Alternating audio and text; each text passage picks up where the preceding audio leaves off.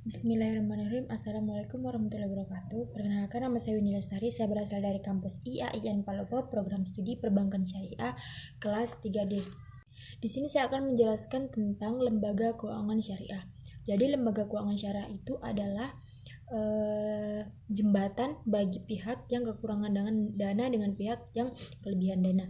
Jadi pihak yang kelebihan dana itu menyalurkan dananya dengan pihak yang kekurangan dana, akan tetapi mereka melakukannya dengan prinsip syariat Islam. Misalnya di dalam itu harus ada kejujuran, keadilan, dan lain sebagainya. Yang kedua, ada peran lembaga keuangan syariah. Jadi lembaga keuangan syariah itu berperan sebagai perantara bagi unit yang kekurangan dana dengan unit yang kelebihan dana sesuai dengan syariat Islam. Dan fungsi dari lembaga keuangan syariah ini adalah untuk membantu masyarakat agar dapat menyalurkan dananya untuk masyarakat yang membutuhkan dengan prinsip syariat Islam.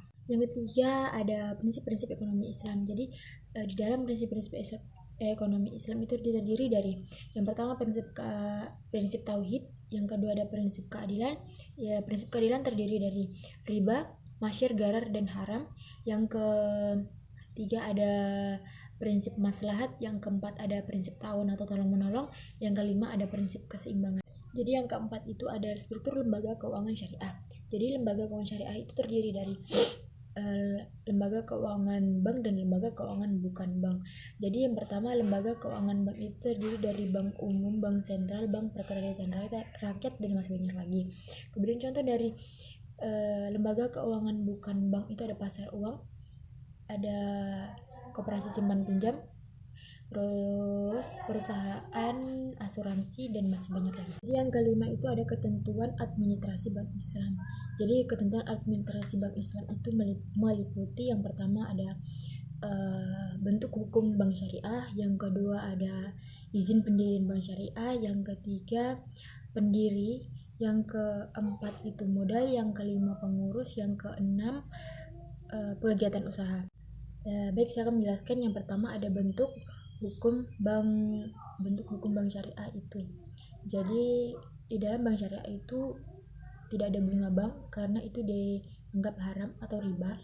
Jadi hukumnya itu harus memenuhi syariat Islam sesuai dengan aturan undang-undang yang telah diberlakukan dalam undang-undang syariah itu sendiri.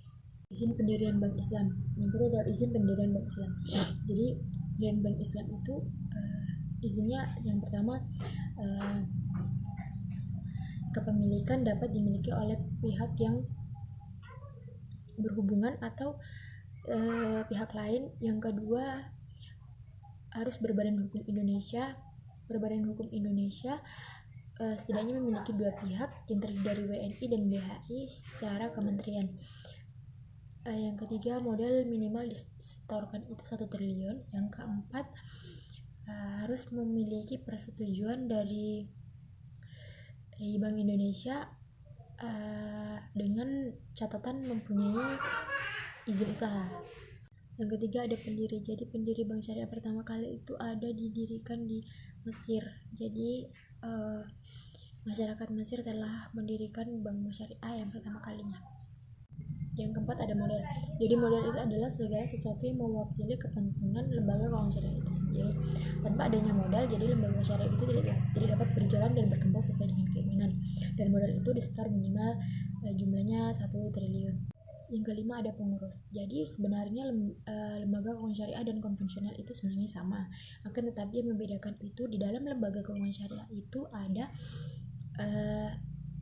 dewan pengurus yang harus mengawasi, dewan pengawas yang harus mengawasi berjalannya atau mengawasi operasional yang terjadi di dalam bank syariah yang harus sesuai dengan syariat Islam.